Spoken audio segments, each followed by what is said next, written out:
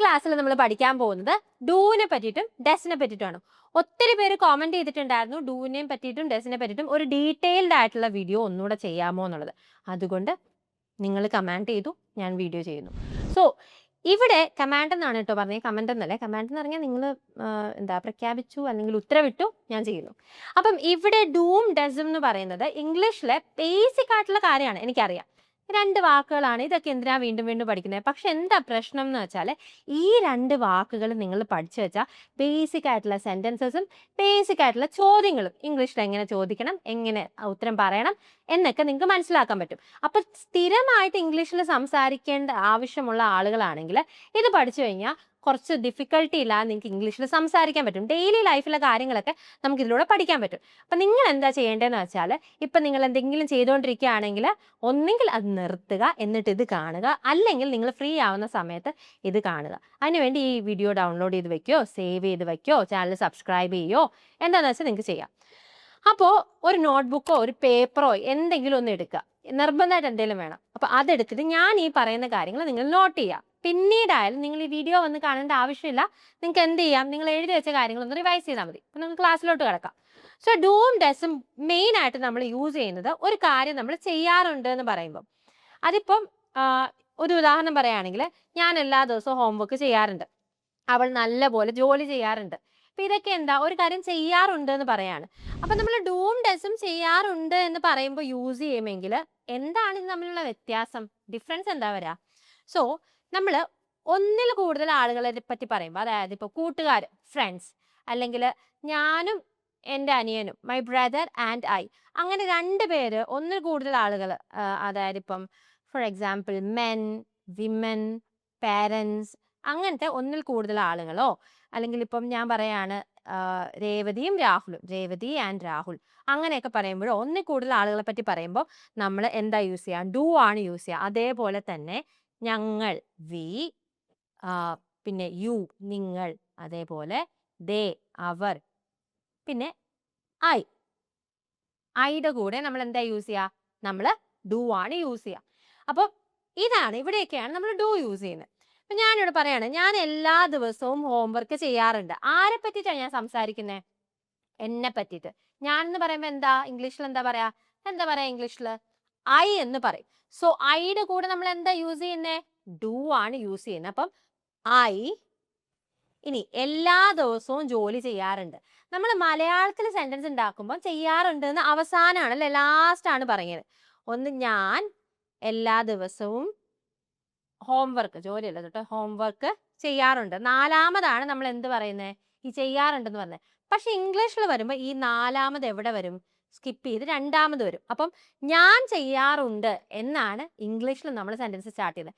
ഇതിപ്പോൾ ഡു, ഏത് കേസാണെങ്കിലും എന്തെങ്കിലും കാര്യം നമ്മൾ ചെയ്യാറുണ്ടെന്ന് പറയുമ്പോൾ ഇപ്പം അവൻ ചെയ്യാറുണ്ട്, ഞാൻ ചെയ്യാറുണ്ട്, അവൾ ചെയ്യാറുണ്ട്, അങ്ങനെയാണ് നമ്മൾ പറയാ.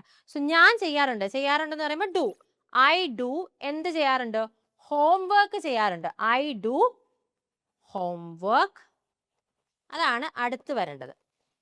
ഐ ഡു ഹോംവർക്ക് എല്ലാ ദിവസവും എന്ന് പറയുമ്പോൾ എങ്ങനെയാ പറയാ, സമയം ഏറ്റവും അവസാനമാണ് നമ്മൾ ഇംഗ്ലീഷിൽ മിക്കപ്പോഴും പറയാം. തുടക്കത്തിൽ വേണമെങ്കിൽ നിങ്ങൾക്ക് പറയാം, പക്ഷെ എല്ലാ കേസിലും നമുക്ക് തുടക്കത്തിൽ പറയാൻ പറ്റാത്തത് കൊണ്ട് ഇംഗ്ലീഷ് പഠിച്ചു തുടങ്ങുന്ന ബേസിക് ലേണേഴ്സിൻ്റെ അടുത്ത്, അതായത് ഇംഗ്ലീഷ് പഠിച്ചു തുടങ്ങുന്ന സ്റ്റുഡൻസിൻ്റെ അടുത്ത് ഞാൻ എപ്പോഴും സജസ്റ്റ് ചെയ്യുന്നത് സെന്റൻസിന്റെ അവസാനം നിങ്ങൾ സമയം പറഞ്ഞാൽ മതി. അപ്പൊ പേടിക്കണ്ടല്ലോ തെറ്റോ എന്നുള്ളത്. So I do homework every day. Okay, അപ്പൊ ഇവിടെ നോക്കിക്കേ, സെന്റൻസിന്റെ ഒരു ഘടന എങ്ങനെയാ, ആദ്യം 1ാമത്തെ എഴുതി, പിന്നെ 4ാമത്തത് എഴുതി, പിന്നെ ഹോംവർക്ക് 3ാമത്തെ, പിന്നെന്താ 2ാമത്തത് അവസാനം എഴുതി. അപ്പം ഞാൻ എല്ലാ ദിവസവും ഹോംവർക്ക് ചെയ്യാറുണ്ട് എന്നുള്ളത് ഇംഗ്ലീഷിൽ വന്നപ്പോൾ എങ്ങനെയാ വന്നേ, ഞാൻ ചെയ്യാറുണ്ട് ഹോംവർക്ക് എല്ലാ ദിവസവും. അങ്ങനെയാണ് ഇംഗ്ലീഷിലെ സെന്റൻസിന്റെ ഒരു ഘടന. ആദ്യം ആരെ പറ്റിയിട്ടാണ് നമ്മൾ സംസാരിക്കുന്നത് അത് പറയണം, ഐ. പിന്നെ എന്താണ് ഈ ആള് ചെയ്യുന്നത് എന്ന് പറയണം. എന്താ ചെയ്യുന്നത്, ചെയ്യാറുണ്ട് എന്നുള്ളതേ ഉള്ളൂ, വേറെ പ്രത്യേകിച്ച് എന്തെങ്കിലും എടുത്ത് സംസാരിക്കാറുണ്ട് അങ്ങനെയൊന്നും പറയുന്നില്ല, ചെയ്യാറുണ്ടെന്നേ പറയത്തുള്ളൂ. So do. അത് കഴിഞ്ഞിട്ട് എന്തിലാണ് ചെയ്യുന്നത്, എന്തിലാ ചെയ്യുന്നത്, ഹോംവർക്ക്. അപ്പം ഐ ഡു ഹോംവർക്ക്. അപ്പം ആദ്യം ആരാണ്, പിന്നെ എന്താണ് ചെയ്യാറുള്ളത്, എന്തിലാണ് ചെയ്യാറുള്ളത്, പിന്നെ അവസാന സമയം. അങ്ങനെയാണ് ഇംഗ്ലീഷിലെ സെന്റൻസിന്റെ ഘടന വരുന്നത്. അപ്പൊ ഇത് അറിയാത്തത് കൊണ്ടാണ് നമുക്ക് എന്ത് പറ്റുന്നത്, ഇംഗ്ലീഷിൽ സെന്റൻസസ് ഉണ്ടാക്കുമ്പോൾ തെറ്റിപ്പോകുന്നത്. കാരണം നമുക്ക് വാക്കുകൾ അറിയാം. അപ്പം നമുക്ക് വാക്കുകൾ വെച്ചിട്ട് മലയാളം എങ്ങനെയാണോ സംസാരിക്കുന്നത് അതേ ഘടനയിൽ നമ്മൾ ഇംഗ്ലീഷ് സംസാരിക്കാൻ ശ്രമിക്കും. അപ്പോഴാണ് നമുക്ക് മിസ്റ്റേക്സ് കിട്ടുന്നത്. വാക്കുകൾ അറിയാമെങ്കിൽ പോലും പ്രോപ്പറായിട്ട് കറക്റ്റായിട്ട് ഇംഗ്ലീഷിൽ സെന്റൻസ് ഉണ്ടാക്കാൻ പറ്റാത്തത് ഇത് കാരണമാണ്.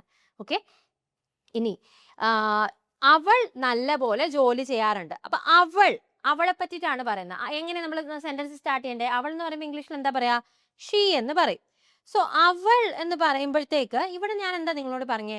ഒന്നിൽ കൂടുതൽ ആളുകൾ വി, യു, ദേ, ഐ എന്നീ വാക്കുകളുടെ കൂടെ മാത്രമേ ഡു ഉപയോഗിക്കാൻ പാടുള്ളൂ. അപ്പൊ ഇവിടെ എന്താ യൂസ് ചെയ്യണ്ടേ?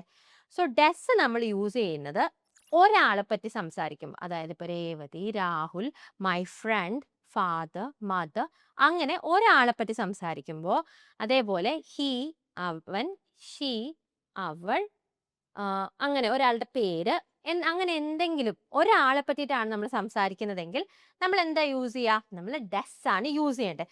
സോ ഷീ, ഇനി അവൾ ചെയ്യാറുണ്ട്. ഓക്കെ, അവൾ ചെയ്യാറുണ്ട് എന്ന് പറഞ്ഞു വേണം സെന്റൻസ് സ്റ്റാർട്ട് ചെയ്തത്. സോ ഷീ ഡസ്, എന്താ അവൾ ചെയ്യാറുള്ളത്? നല്ല പോലെ ജോലി ചെയ്യാറുണ്ട്. നമ്മൾ ഇംഗ്ലീഷിൽ പറയുമ്പോൾ അവൾ ചെയ്യാറുണ്ട്, പിന്നെ എന്താണ് ചെയ്യാറുള്ളത്? അതാണ് അടുത്ത് വരേണ്ടത്. ജോലിയാണ് ചെയ്യാറുള്ളത്. So she does her work. നല്ല പോലെ അല്ലെങ്കിൽ നന്നായിട്ട് എന്നുള്ളതിന് വെൽ എന്നാണ് നമ്മൾ പറയുന്നത്. So she does her work well. അവൾ നന്നായിട്ട് ജോലി ചെയ്യാറുണ്ട്. അപ്പൊ ഇവിടെ ചെയ്യാറുണ്ട് എന്ന് പറയുമ്പോൾ ഇങ്ങനെയാണ് സെന്റൻസ് ഉണ്ടാക്കുന്നതെന്നൊരു ഐഡിയ കിട്ടിയില്ലേ? ഇനി ചെയ്തു എന്ന് പറയുമ്പോഴോ, ഇനി അതല്ല, ഞാൻ ഓടാറുണ്ടെന്ന് പറയുമ്പോൾ ഐ ഡു എന്ന് പറയാൻ പറ്റത്തില്ല. അങ്ങനത്തെ സെന്റൻസസ് ഒക്കെ എങ്ങനെ നമ്മൾ ഇംഗ്ലീഷിൽ ഉണ്ടാക്കും? കൺഫ്യൂഷൻ ആയല്ലേ? അപ്പൊ അതിന് വേണ്ടിയിട്ട് ഞാൻ വേറൊരു വീഡിയോ ഓൾറെഡി ചെയ്തിട്ടുണ്ട്, 12 ടെൻസസ് എന്ന് പറഞ്ഞിട്ട്. അതിൻ്റെ അകത്ത് പല പല സിറ്റുവേഷൻസിൽ എങ്ങനെയാണ് സെന്റൻസ് ഉണ്ടാക്കേണ്ടതെന്ന് ഡീറ്റെയിൽ ആയിട്ട് പഠിപ്പിക്കുന്നുണ്ട്. അതിൻ്റെ ഒരു ലിങ്ക്, ആ വീഡിയോയുടെ ലിങ്ക് ഞാൻ ഡിസ്ക്രിപ്ഷനിൽ കൊടുത്തിട്ടുണ്ട്. അപ്പം നിങ്ങൾ ഈ വീഡിയോ കണ്ടതിന് ശേഷം അതൊന്ന് കണ്ടു നോക്കുക. നിങ്ങൾക്ക് എന്തായാലും യൂസ്ഫുൾ ആയിരിക്കും. ഫ്രീ ക്ലാസ് ആണ്. ഒന്നാമത്തെ കാര്യം, നിങ്ങൾ 1 രൂപ പോലും ചിലവാക്കേണ്ട. നിങ്ങൾ ആകെ ചെയ്യേണ്ട ചാനൽ ഒന്ന് സബ്സ്ക്രൈബ് ചെയ്ത് വെക്കുക. എന്തുകൊണ്ടാണെന്ന് വെച്ചാൽ നിങ്ങൾ ഈ വീഡിയോ മുഴുവനായിട്ട് ഇതുവരെ കണ്ടിട്ടുണ്ടെങ്കിൽ എന്തായാലും നിങ്ങൾ ഇംഗ്ലീഷ് പഠിക്കാൻ വേണ്ടിയിട്ടാണ് ഈ വീഡിയോ കാണുന്നത്. അപ്പോൾ ഉറപ്പായിട്ടും നിങ്ങൾക്ക് ഈ ചാനലിലെ വീഡിയോസ് വളരെ യൂസ്ഫുൾ ആയിരിക്കും. നിങ്ങൾ ആ വീഡിയോ ഒന്ന് കണ്ടു നോക്കുക. ഇഷ്ടപ്പെട്ടെങ്കിൽ ചാനൽ സബ്സ്ക്രൈബ് ചെയ്യുക. നിങ്ങൾ ഇൻസ്റ്റഗ്രാമിലാണ് കാണുന്നതെങ്കിൽ ഞങ്ങളെ ഫോളോ ചെയ്യുക. അപ്പം നമുക്ക് അടുത്ത ഇതിലോട്ട് വരാം. ചെയ്യാറില്ല, അതായത് ഡൂൺ ഡസ് നമ്മൾ ചെയ്യാറുണ്ട് എന്ന് പറയാനും അതേപോലെ ചെയ്യാറില്ല എന്ന് പറയാനും യൂസ് ചെയ്യും. പക്ഷെ അപ്പൊ ചെറിയൊരു മാറ്റം വരുത്തും. നമ്മൾ ഡൂ എന്നുള്ളത് ഡോണ്ട് ആകും, ഡസ് എന്നുള്ളത് നമ്മൾ ഡസിൻ്റ് ആകും. ഓക്കെ, അങ്ങനെ മാറും. ഡു എന്നുള്ളത് ഡോണ്ട് ആകും, ഡസ് എന്നുള്ളത് ഡസിൻ്റ് ആകും, ചെയ്യാറില്ല എന്നാകും. ഡു നോട്ടിൻ്റെയും ഡസ് നോട്ടിൻ്റെയും ഷോർട്ട് ഫോം ആണ്. നമ്മൾ അങ്ങനെ ഡു നോട്ട്, ഡസ് നോട്ട് എന്ന് പറയാറില്ല, ഷോർട്ട് ഫോം ആണ് പറയാറുള്ളത്. അതുകൊണ്ടാണ് ഈ രീതിയിൽ സെന്റൻസ് നമ്മൾ ചെയ്യാൻ പോകുന്നത്. ഇനി എളുപ്പമാണ്. ഇനി ഇത്രയും എക്സ്പ്ലനേഷൻ്റെ ഒന്നും ആവശ്യമില്ല. കാരണം നിങ്ങൾക്ക് മനസ്സിലായി എവിടെയാണ് ഡു യൂസ് ചെയ്യേണ്ടത്, എവിടെയാണ് ഡസ് യൂസ് ചെയ്യേണ്ടത്, നിങ്ങൾക്ക് ഒരു ഐഡിയ കിട്ടി. ഇനി ഞാൻ ജസ്റ്റ് നിങ്ങൾക്ക് പറഞ്ഞു തന്നു പോകുന്നേ ഉള്ളൂ. അവർ എന്നോട് സംസാരിക്കാറില്ല. ഇതെങ്ങനെ ഇംഗ്ലീഷിൽ പറയും? ആരെ പറ്റിയിട്ടാണ് നമ്മൾ സംസാരിക്കുന്നത്? അവരെ പറ്റിയിട്ട്. അവരെന്ന് പറയുമ്പോൾ ദേ. ഇനി അവര് ചെയ്യാറില്ല, അതാണ് നമ്മൾ പറയേണ്ടത്. അപ്പൊ ചെയ്യാറില്ല എന്ന് പറയുമ്പോൾ നമ്മൾ എന്താ, അവരെന്ന് പറയുമ്പോൾ എന്താ, ഒരാളാണോ, ഒന്നിൽ കൂടുതൽ ആളുകളാണോ, ഡൂ ആണോ, ഡസ് ആണോ? ഒന്നിൽ കൂടുതൽ ആളുകളാണ് അല്ലേ? അവരെന്ന് പറയുമ്പോൾ ദേ, ഒന്നിൽ കൂടുതൽ ആളുകളാണ്. അതുകൊണ്ട് നമ്മൾ ഡൂ ആണ് യൂസ് ചെയ്യേണ്ടത്. സോ ചെയ്യാറില്ല എന്ന് പറയുമ്പോൾ ഡോണ്ട്. ഇനി എന്ത് ചെയ്യാറില്ല എന്നാ പറയുന്നത്? സംസാരിക്കാറില്ല. അപ്പൊ സംസാരിക്കുക എന്നുള്ളത് നമ്മൾ എന്താ ഇംഗ്ലീഷിൽ പറയാ? നമ്മൾ സ്പീക്ക് എന്ന് പറയും. അപ്പൊ സംസാരിക്കാറില്ല എന്ന് പറയുമ്പോൾ ഡോണ്ട് സ്പീക്ക് എന്നാകും. കേൾക്കാറില്ല, ഡോണ്ട് ലിസൺ. അല്ലെങ്കിൽ വരാറില്ല, ഡോണ്ട് കം. പോകാറില്ല, ഡോണ്ട് ഗോ. ഇതിപ്പോൾ ഒന്നിൽ കൂടുതൽ ആളുകളെ കുറിച്ചാണ് സംസാരിക്കുന്നതെങ്കിൽ അങ്ങനെയാണ് ഒരു കാര്യം ചെയ്യാറില്ല എന്ന് പറയുന്നത്. എന്താണോ ആ പ്രവൃത്തി അതിൻ്റെ കൂടെ നമ്മൾ എന്ത് ചേർത്ത് കൊടുക്കുക? ഡോണ്ട് ചേർത്ത് കൊടുക്കുക. അത്രയേ ഉള്ളൂ. So they don't speak. ഇനി എന്നോട് എന്നെങ്ങനെ ഇംഗ്ലീഷിൽ പറയാം? ഞാൻ എന്നുള്ളതിന് ഐ, എന്നെ എന്നുള്ളതിന് മീ. പക്ഷെ എന്നോട് എന്ന് പറയുമ്പോൾ ടു മീ. അത്രയേ ഉള്ളൂ. So they don't speak to me. അവരെന്നോട് സംസാരിക്കാറില്ല. അടുത്ത്, അവൻ ചായ കുടിക്കാറില്ല. ഇത് നമ്മൾ എങ്ങനെ ഇംഗ്ലീഷിൽ പറയും? അവൻ ചായ കുടിക്കാറില്ല. ആരെ പറ്റിയിട്ടാണ് സംസാരിക്കുന്നത്? അവനെ പറ്റിയിട്ട്, ഹി. ഇനി അവൻ എന്ത് ചെയ്യാറില്ല എന്നാ പറയുന്നത്? കുടിക്കാറില്ല. കുടിക്കുക എന്നുള്ളത് നമ്മൾ എന്താ ഇംഗ്ലീഷിൽ പറയാ? ഡ്രിങ്ക് എന്ന് പറയാം അല്ലെ? കുടിക്കാറില്ല എന്ന് എങ്ങനെ പറയും? ഇവിടെ അവനെ പറ്റിയിട്ടാണ് സംസാരിക്കുന്നത്. ഒരാളെ പറ്റി സംസാരിക്കുമ്പോൾ നമ്മൾ ഡു ആണോ ഡസ് ആണോ യൂസ് ചെയ്യേണ്ടത്?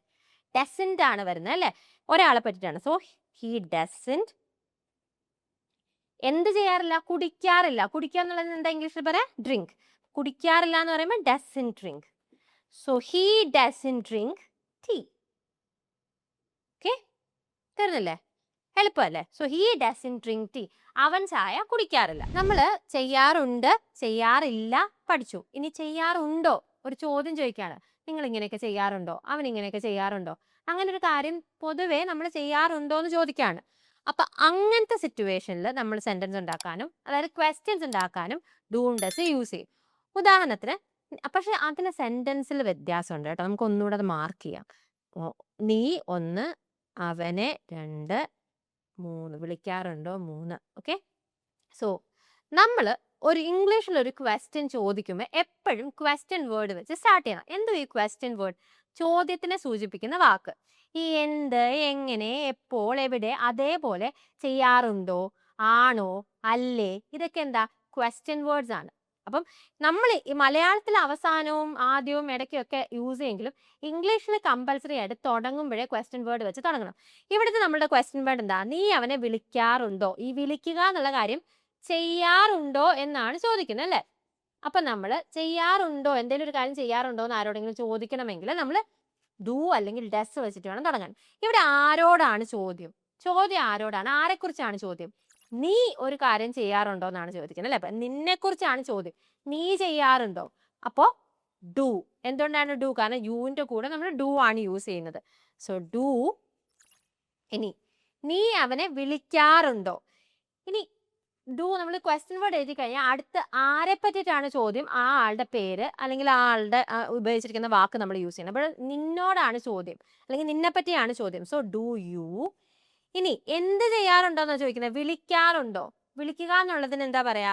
കോൾ എന്നാണ് പറയാ. സോ ഡു യു കോൾ എന്ന് വെച്ചാൽ നീ വിളിക്കാറുണ്ടോ? ഇങ്ങനെയാണ് ചോദ്യം വരുന്നത്.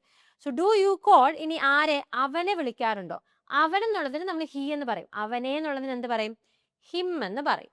So do you call him. നീ അവനെ വിളിക്കാറുണ്ടോ? അപ്പൊ ഇവിടെ നമ്മൾ നോക്കിക്കേ, നമ്മൾ ക്വസ്റ്റ്യൻ ചോദിക്കുന്ന സമയത്ത് ചെയ്യാറുണ്ടോ അതാണ് നമ്മൾ ഫസ്റ്റ് വരാ. ഓക്കെ, അത് അഞ്ചാമത്തതാണ് ഇതല്ലേ. ചെയ്യാറുണ്ടോ, പിന്നെ നീ വിളിക്കുക അവനെ, അല്ലേ? ചെയ്യാറുണ്ടോ നീ വിളിക്കുക അവനെ. അവനെ നീ വിളിക്കാറുണ്ടോ എന്നുള്ളത് ചെയ്യാറുണ്ടോ നീ വിളിക്കുക അവനെ എന്നായി ഇംഗ്ലീഷിലേക്ക് വന്നപ്പോഴത്തേക്ക്. അപ്പൊ ആ ഓർഡറിലുള്ള വ്യത്യാസം കണ്ടോ? അപ്പൊ ആ വ്യത്യാസം മനസ്സിലാക്കി വേണം നിങ്ങൾ പഠിക്കാൻ. ഇത് നിങ്ങൾ മാർക്ക് ചെയ്ത് ഇതുപോലെ ഇടണം കേട്ടോ. ഇത് എനിക്കൊരു എന്റർടൈൻമെന്റിന് വേണ്ടി ചെയ്യുന്നതല്ല, നിങ്ങൾക്ക് മനസ്സിലാവാൻ വേണ്ടി ചെയ്യുന്നത്. അപ്പൊ നിങ്ങൾ ഇതുപോലെ മാർക്ക് ചെയ്ത് വെക്കണം. ഇനി ചിലർക്ക് സംശയം ഉണ്ടായോ, എൻ്റെ പൊന്നു ടീച്ചറെ ഞാനിത് ഗ്രാമറൊക്കെ പഠിച്ചിട്ട് ഏത് കാലത്ത് ഞാൻ ഇംഗ്ലീഷിൽ സംസാരിക്കാനാണ്? സോ നിങ്ങൾക്ക് തീരെ ഇംഗ്ലീഷ് അറിയാത്ത ആളുകളാണ്, നിങ്ങൾ പുറത്ത് താമസിക്കുകയാണ് അല്ലെങ്കിൽ വേറെ സ്റ്റേറ്റിലാണ് താമസിക്കുന്നത്, അവിടെ മലയാളം സംസാരിക്കാൻ പറ്റില്ല, ഇംഗ്ലീഷ് ആവശ്യമാണെന്നുണ്ടെങ്കിൽ നമ്മൾ ഈ 25 സെൻറ്റൻസസ് എന്ന് പറഞ്ഞിട്ടൊരു സീരീസ് തുടങ്ങിയിട്ടുണ്ട്. അപ്പോൾ അതിൻ്റെ ലിങ്കും കൂടി ഞാൻ ഡിസ്ക്രിപ്ഷനിൽ ഇടാം. അത് നിങ്ങൾക്ക് ഭയങ്കര യൂസ്ഫുൾ ആയിരിക്കും. നിങ്ങൾ ആ വീഡിയോ ഒന്ന് കണ്ടു നോക്ക്. ഇഷ്ടപ്പെടുവാണെങ്കിൽ ചാനൽ സബ്സ്ക്രൈബ് ചെയ്താൽ മതി. ഒരു 25 സെൻറ്റൻസസ് ഡീറ്റെയിൽ ആയിട്ട് പഠിപ്പിക്കുന്നുണ്ട്. അപ്പോൾ നിങ്ങൾ ഡെയിലി ലൈഫിൽ നിങ്ങൾക്ക് യൂസ് ചെയ്യാൻ പറ്റുന്ന സെൻറ്റൻസസ് തന്നെയാണ്. അത് കണ്ടു നോക്കുക. അതിനിപ്പോൾ തന്നെ അത്യാവശ്യം നല്ല രീതിയിൽ റൺ ചെയ്ത വീഡിയോ ആണ്. കുറേ പേര് യൂസ്ഫുൾ ആണെന്ന് പറഞ്ഞാണ്. അത് നിങ്ങളൊന്ന് കണ്ടു നോക്കുക. ഓക്കെ, അതാകുമ്പോൾ നിങ്ങൾക്ക് ആവശ്യത്തിന് പെട്ടെന്നൊന്ന് നമുക്ക് സംസാരിക്കണം ഒരു സിറ്റുവേഷൻ വരുമ്പോൾ ആവശ്യത്തിന് യൂസ് ചെയ്യാൻ പറ്റുന്ന കുറേ സെൻറ്റൻസസ് പഠിക്കാൻ പറ്റും. ഇനി അടുത്ത ക്വസ്റ്റ്യൻ നമുക്ക് ഒരുമിച്ചൊന്ന് ചെയ്ത് നോക്കിയാലോ? അവൻ എല്ലാ ദിവസവും ഓഫീസിൽ പോകാറുണ്ട്. സോ അവൻ എല്ലാ ദിവസവും ഓഫീസിൽ പോകാറുണ്ടോ എന്നാണ് ചോദിക്കുന്നത്. പോകാറുണ്ടോ, ആരെ പറ്റിയിട്ടാണ് ചോദ്യം? അവൻ ഓഫീസിൽ പോകാറുണ്ടോ, അവനെ പറ്റിയിട്ടാണ് ചോദ്യം. അപ്പൊ അവനെ പറ്റിയിട്ടാണ് ചോദ്യമെങ്കിൽ ഡു വരുവോ ഡസ് വരുവോ?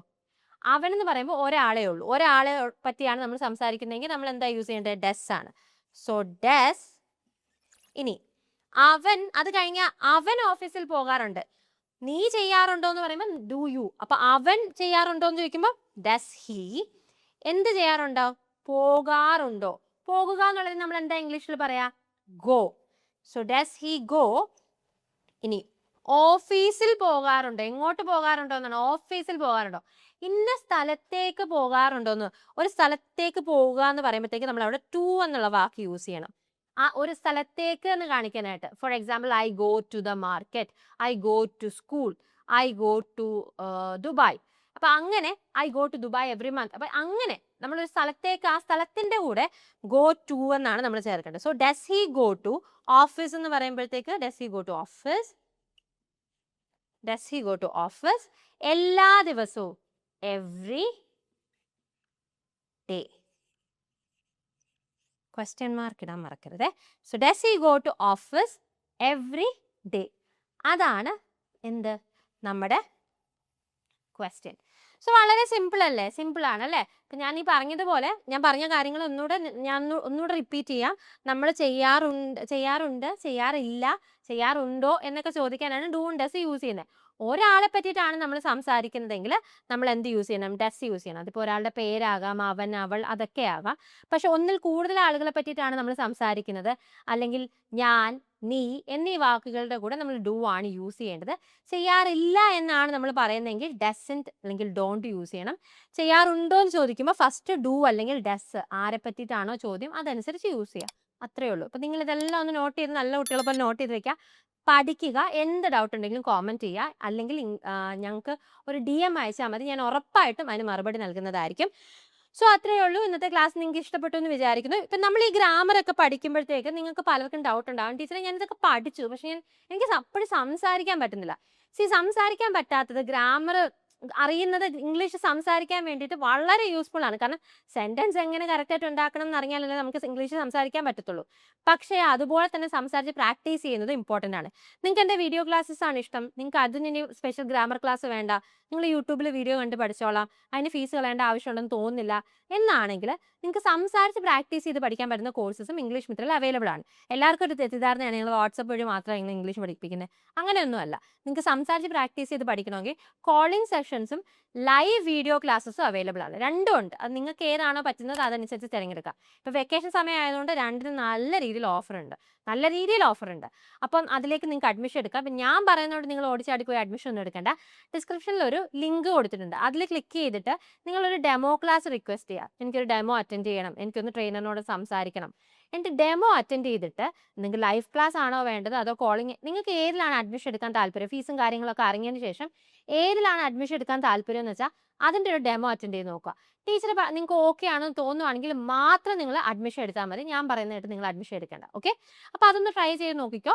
പിന്നെ ഇതുപോലത്തെ വീഡിയോസ് നിങ്ങൾക്ക് കാണണം, ഇതുപോലെ ഇംഗ്ലീഷ് പഠിപ്പിക്കുന്നത് ഇഷ്ടപ്പെട്ട് ഇതുപോലെ പഠിക്കണം എന്നുണ്ടെങ്കിൽ നിങ്ങൾക്ക് ഞങ്ങളുടെ ചാനൽ സബ്സ്ക്രൈബ് ചെയ്യുക. ഉറപ്പായിട്ടും നിങ്ങൾക്ക് വളരെ യൂസ്ഫുൾ ആയിരിക്കും. ഞാൻ ഡിസ്ക്രിപ്ഷനിൽ കൊടുത്തിട്ടുള്ള ലിങ്കിൽ ക്ലിക്ക് ചെയ്ത് ആ വീഡിയോസ് ഒന്നും കാണാൻ മറക്കരുത്. അതേപോലെ തന്നെ ഇൻസ്റ്റഗ്രാം ആണെങ്കിൽ ഡെഫിനറ്റ്ലി ഞങ്ങളെ ഫോളോ ചെയ്യുക. നിങ്ങളുടെ ഫ്രണ്ട്സും ഫാമിലിയുമായിട്ട് ഈ വീഡിയോ ഷെയർ ചെയ്യുക, ഇംഗ്ലീഷ് പഠിക്കാൻ താല്പര്യമുള്ളവരുമായിട്ട്. പിന്നെ വീഡിയോ ലൈക്ക് ചെയ്യുക. സോ അപ്പോൾ അത്രയേ ഉള്ളൂ. മറ്റൊരു വീഡിയോയിൽ കാണുന്നത് വരെ, this is Revathi Krishnan from English Mitra signing off. Thank you. English Mitra. Stop worrying, start learning.